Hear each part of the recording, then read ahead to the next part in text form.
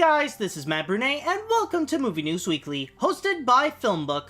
Now, before we begin, let's take a look at what we got in this week's news, which includes the alien that beat Star-Lord, some new Wicked songs, Merc the Black Ranger, Kimmel's back at the Oscars, Dead Men Hack No Tails, Moore vs. Trump, we're having ducks next year, Jim Henson's classic film returns, a heartwarming tale set in Hiroshima, and from Bane to Venom.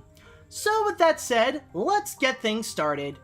Looks like we found one type of alien that the Guardians can't take down. Alien Covenant, the latest installment of the hit franchise from Ridley Scott, has taken over Guardians of the Galaxy Volume 2's spot to be in first place at the box office during the weekend with about $36 million. However, the Guardians were actually not too far behind and were very close to stay on top for a third weekend in a row, since it only made a total of about $35 million. Meanwhile, the other new movies this week tried to slowly grab attention to those that aren't interested in aliens, like Everything Everything making it to third place with about $12 million, and the newest Diary of a Wimpy Kid movie, The Long Haul, making a bit of a poor start in fifth with more than $7 million. Right behind the Amy Schumer movie Snatched, which made more than $7.5 million. Following from behind include King Arthur, Legend of the Sword with less than $7 million, The Fate and the Furious with more than $3 million, and The Boss Baby with less than $3 million. Funny enough, you can get more bang for your buck here than on Broadway. Stephen Schwartz, the legendary songwriter behind the music of Wicked, revealed that there will be at least 2 new songs added to the movie version of the popular Broadway show. Although no music has officially been written yet, he did say that they have already been planned. He also mentioned that the movie will have some differences to what fans have expected on stage. Schwartz stated, "There are things that work on stage but won't work on film. In order to do something that will work on its own merits, you have to do something different. The only concern is people who would be coming expecting to see a filmed version of the play. They're not going to see that." The long-awaited film adaptation of Wicked will be coming out on December 20th, 2019. Batman has Robin, and Aquaman now has his Merc. Lundy Lin has signed on with Warner Brothers in order to appear in the upcoming DC film Aquaman. He will be playing the role of Merc, Aquaman's ally who is the leader of the frontline army of Atlantis. Along with Lin includes Jason Momoa as Aquaman, who made his DC Cinematic Universe debut in Batman vs. Superman: Dawn of Justice, Amber Heard, Patrick Wilson, and Willem Dafoe. A little more than a month ago, Lin made his big-budget debut in Lionsgate's Power Rangers as the Black Ranger. Geoff Johns, John Berg, Deborah and Zack Snyder are producing the feature with a script by Gangster Squad's Will Beall and James Wan as the director. Warner Brothers also decided to move back Aquaman a bit so that it could be released on December 21st, 2018. Other than that Best Picture scenario, he did do a pretty good job. The Academy of Motion Picture Arts and Sciences has announced that Jimmy Kimmel will be returning as the host of the 90th Annual Academy Awards that will air next year.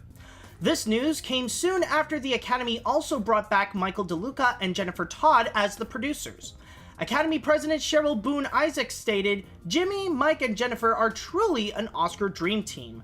Mike and Jennifer produced a beautiful show that was visually stunning, and Jimmy proved from his opening monologue all the way through a finale we could never have imagined that he is our finest host in Oscar history." Kimmel in return said, "Hosting the Oscars was a highlight of my career, and I am grateful to Cheryl, Dawn, and the Academy for asking me to return to work with 2 of my favorite people, Mike DeLuca and Jennifer Todd. If you think we screwed up in the ending of this year, wait until you see what we have planned for the 90th anniversary show." The Oscars will be coming back on March 4th, 2018. Somehow it's not surprising that hackers are acting like pirates with Disney's pirate movie. Disney CEO Bob Iger revealed that hackers are threatening the company by holding a copy of one of their upcoming films, Pirates in the Caribbean: Dead Men Tell No Tale. The hackers' intentions is either for Disney to pay them an amount of money that has not been revealed by the public, or they will slowly but surely leak the entire feature online. Iger stated that he has spoken with ABC employees about the situation and is in talks with the FBI to deal with the hackers. The CEO also said that the company will never pay the hackers and is not worried if they would leak the movies online, since it would not affect the box office performance anyways. The best way to watch the movie legally will be to wait until it gets released in theaters on May 26th. Those Russia investigations won't be the only worst enemy that Trump will have. The Weinstein brothers, Bob and Harvey, have gotten the worldwide rights to Michael Moore's next documentary, Fahrenheit 11/9. Considered as a spiritual successor to his Oscar-winning feature Fahrenheit 9/11, Moore and his team from that film reunite to discuss about the consequences of the most recent American tragedy, the day that Donald Trump was declared to rule the country. When discussing about Trump, Moore stated, "No matter what you throw at him, it hasn't worked. No matter what is revealed, he remains standing. Facts, reality, brains cannot defeat him. Even when he commits a self-inflicted wound, he gets up the next morning and keeps going and tweeting. That all ends with this movie."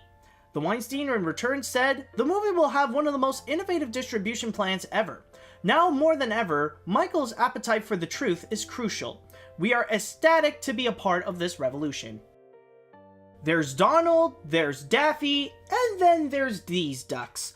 Open Road Films has gotten the rights to distribute the Chinese animated feature Duck Duck Goose in the US, created by Original Force. The story is about a goose named Peng who has to go on a long journey to fly south with 2 ducklings.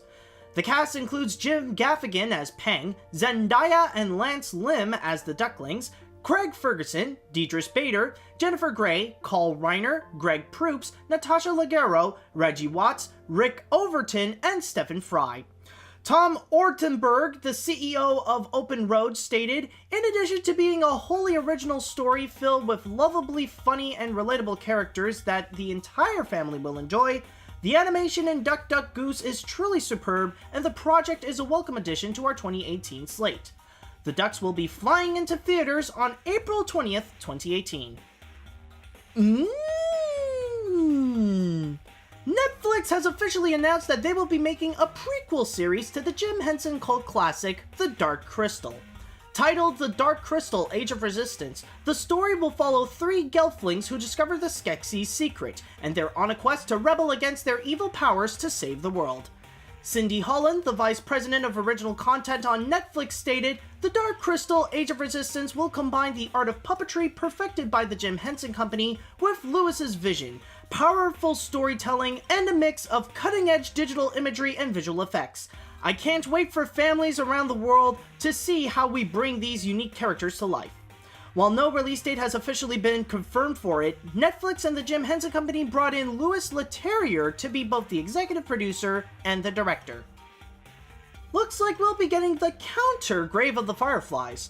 Shout Factory and Funimation Films are teaming up in order to release the Japanese animated feature In This Corner of the World in North America, which is based on the award-winning manga by Fumio Kuno.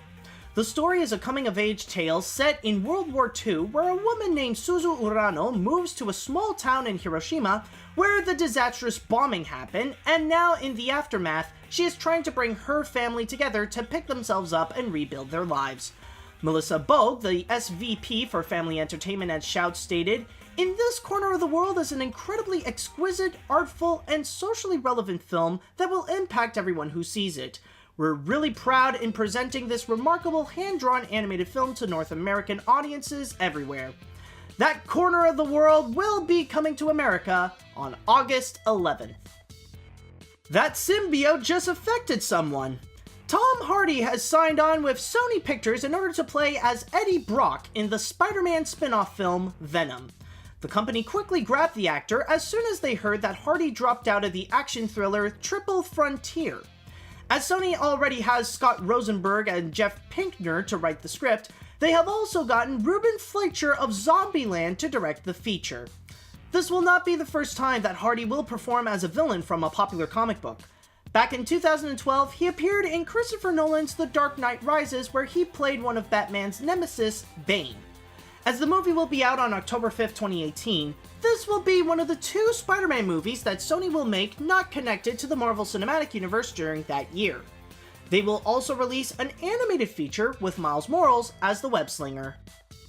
And that's all I've got for this week. Thank you guys so much for watching, and don't forget to head on down to film-book.com for all the latest movie and TV news, along with their columns on the box office and their theatrical release schedule. Also, you can follow them on whatever social media you'd like. And while you're at it, you can follow me on my YouTube, Facebook, and Twitter if you're more into stuff like animation, Disney, and my weird sense of humor. If you were watching this on YouTube, then hit that like button and come subscribe to us, and also leave a little comment on what you think on the news this week. If you were listening to this on a podcast on iTunes or any other podcast service, then don't forget to rate and review what you just heard. Tune in next time for another round of Movie News Weekly, and until next week, see you later, dudes!